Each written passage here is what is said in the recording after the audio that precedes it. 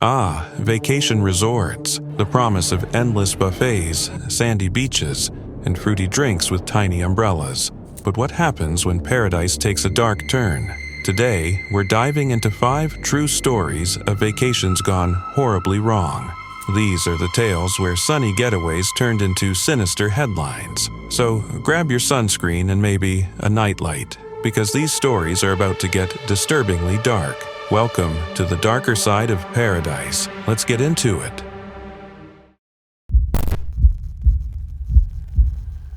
It was supposed to be a trip filled with love, family reunions, and scenic escapes.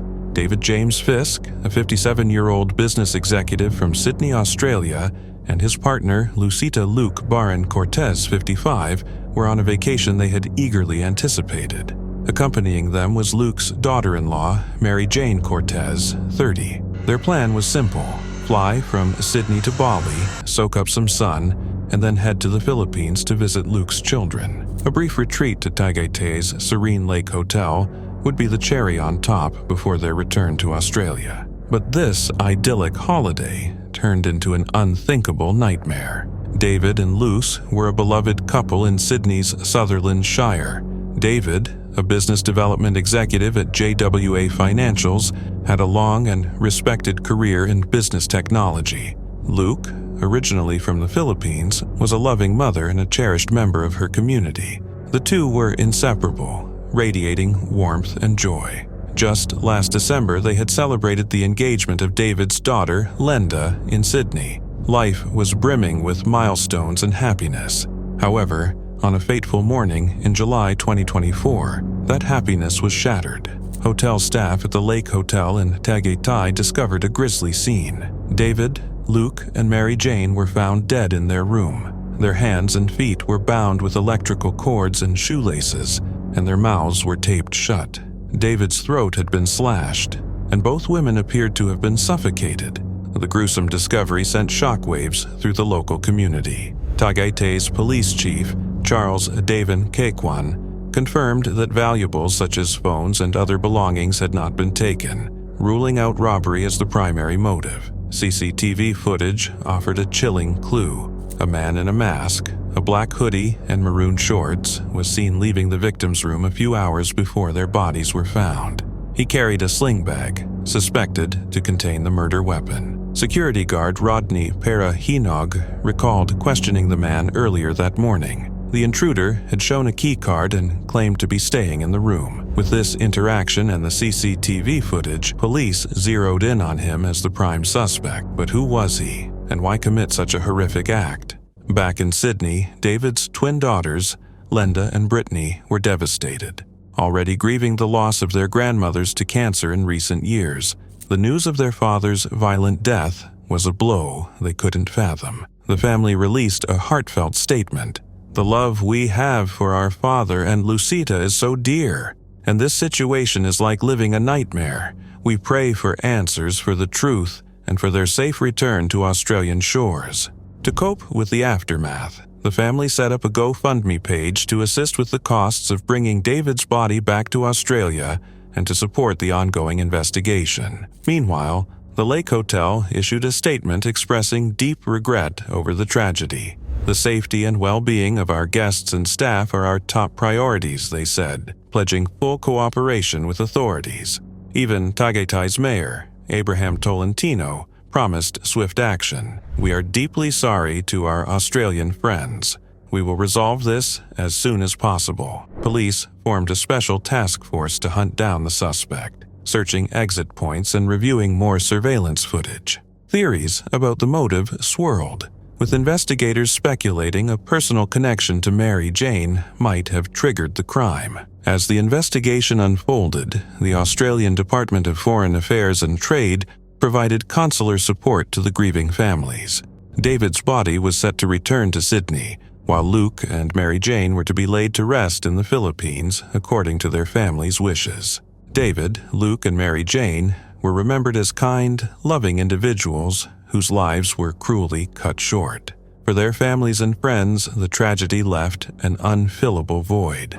The chilling mystery behind their brutal murders remains unresolved, leaving everyone to wonder How could a dream vacation end so horrifyingly? As authorities continue the hunt for answers, this tale serves as a grim reminder that even in paradise, shadows can lurk. It was October 3rd, 2013, on the idyllic shores of Nosy Be, Madagascar, a postcard-perfect spot where turquoise waters meet white, sandy beaches. Sébastien Judelet, a 38-year-old French bus driver, had come to this tropical paradise for a much-needed break. A single father to an 11-year-old daughter back in Montreuil, a Parisian suburb, Sébastien was a frequent traveler to Madagascar, drawn to its beauty and culture. But on this day, what was supposed to be a blissful vacation turned into a nightmare that would shock the world. Unbeknownst to Sébastien, the island was already simmering with fear and anger. Days earlier, an 8-year-old local boy had tragically gone missing, his body later discovered in horrifying condition. The grisly rumors that followed, murmurs of foreign involvement and accusations of sinister crimes, stirred up a frenzy among the residents. Fueled by grief, fear, and whispers of revenge, the community's frustration ignited into full-blown panic.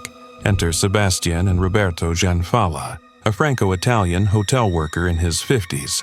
On that fateful morning, the two men were confronted by an angry mob of around 300 people. The crowd, consumed by rage and misinformation, accused them of being predators responsible for the child's death. Imagine the shock. You're enjoying a holiday and suddenly you're caught in the storm of an angry, vengeful crowd. Sébastien and Roberto tried to reason, to plead, to deny the unfounded accusations, but logic was no match for the mob's fervor. Sébastien's desperate words were recorded, a haunting echo of his final moments. "I am the victim of a conspiracy. I am innocent," he cried. But when he uttered, "I don't like children," his attempt to distance himself from the allegations backfired horribly. The crowd twisted his words, taking them as an admission of guilt. In a panicked rush to clarify, Sébastien shouted, "I love kids. I have a little girl." But the mob had already decided his fate. The scene that unfolded was nothing short of horrifying. Stripped naked, mutilated, and burned alive on a beach, Sébastien and Roberto met a gruesome end at the hands of vigilantes. Even more chillingly, a third man, the boy's own uncle, was also killed in the same manner. The mob, convinced by rumors and grief, acted as judge, jury, and executioner without a shred of evidence.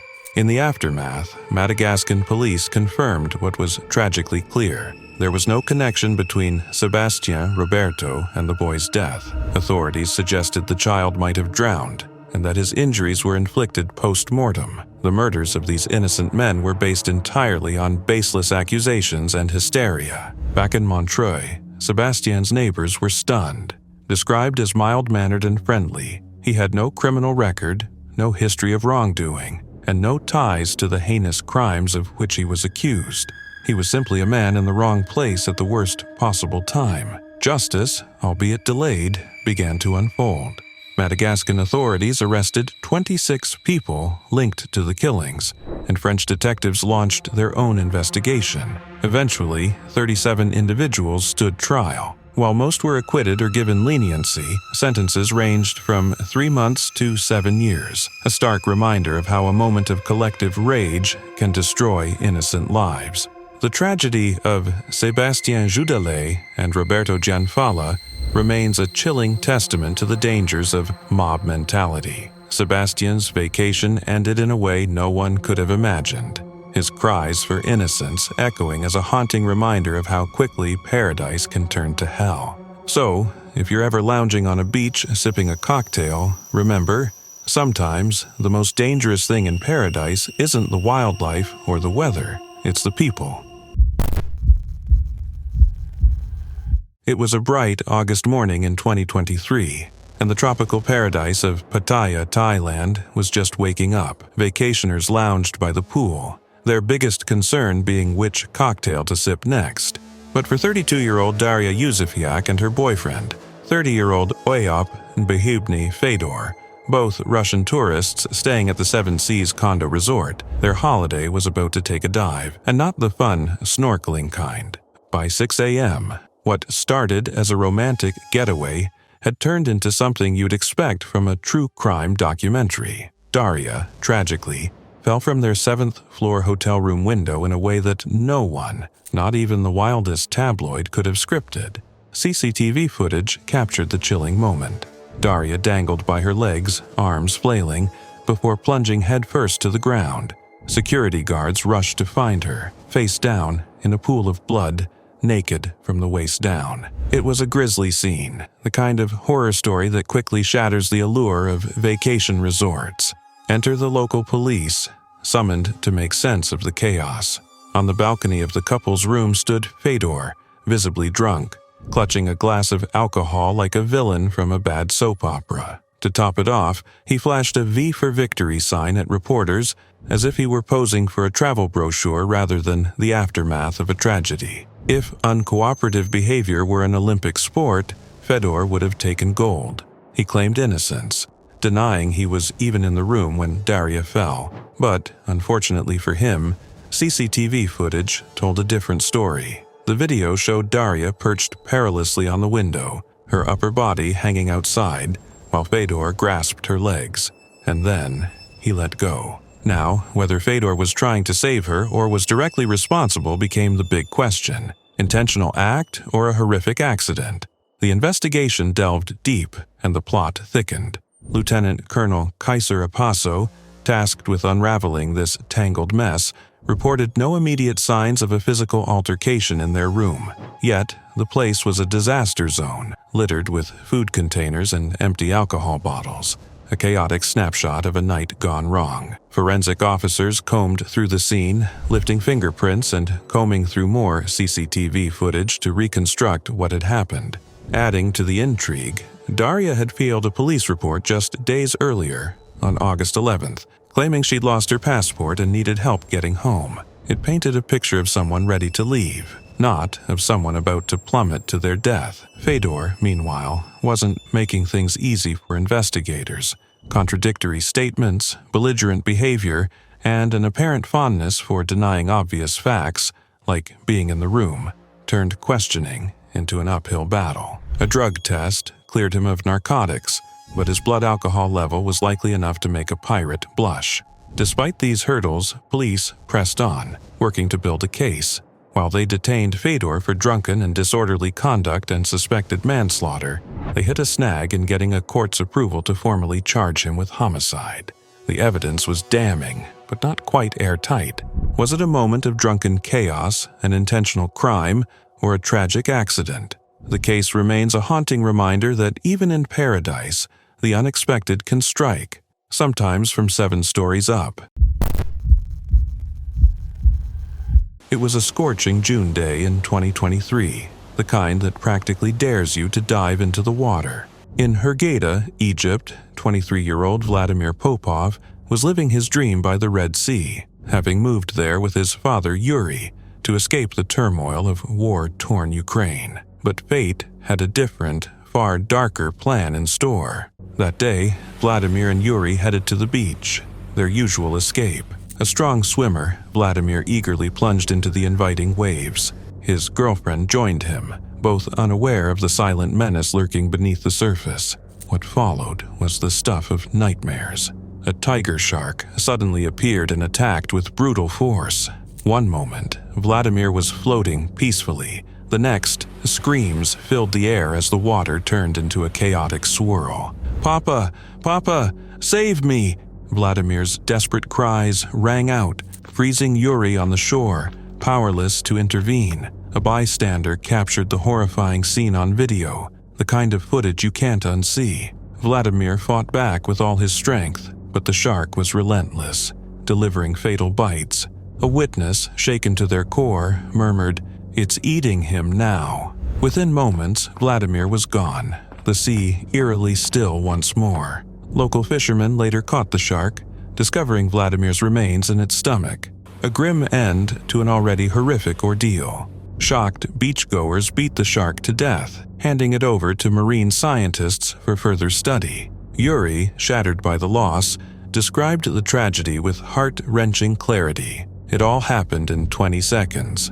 What kind of help can you give in a meat grinder like that? His anguish was matched only by the surreal aftermath, as the shark was dissected and prepared for museum display, a macabre reminder of the deadly encounter. The attack spurred Egyptian authorities to close a 74-kilometer stretch of coastline for investigation. Experts speculated about the shark's behavior. Was it pregnant, mistaken identity, or the same predator behind 2 prior fatal attacks? Tiger sharks, known for their aggression, rank among the top species responsible for attacks. Though such incidents in the Red Sea remain rare, only 24 unprovoked attacks have been recorded in Egypt since 1828. Vladimir's death left a lasting scar on the sunny shores of Hurghada, transforming a tourist haven into a scene of tragedy. Yuri, grappling with his unimaginable loss, planned to cremate his son's remains and return his ashes to Russia. "It was an absolutely ridiculous coincidence," he said, struggling to make sense of the senseless. This chilling tale is a haunting reminder of nature's unpredictability. For Vladimir, what began as a day of joy turned into an unforgettable tragedy, leaving Hurghada forever shadowed by the story of his final swim. It was a picture-perfect vacation, or at least it started that way. Abby Lutz, 28, a nanny from Utah working in sunny Orange County, California, and her boyfriend, John Heathcote, 41, a self-proclaimed health nut and founder of a nutritional supplement company, were living their best lives in Cabo San Lucas, Mexico. They'd chosen the luxurious Rancho Pescadero Hotel for their romantic getaway, splurging on a $780 a night room surrounded by pristine beaches and endless margaritas. But as anyone who's ever booked a too-good-to-be-true vacation knows, paradise sometimes comes with fine print. June 12, 2023, started out like any other dreamy day in Cabo. Sun, sand, and maybe a touch too much guacamole. But by nightfall, Abby and John began feeling sick, seriously sick. Convinced it was just the classic traveler's foe, food poisoning, they made their way to a Mexican hospital for treatment.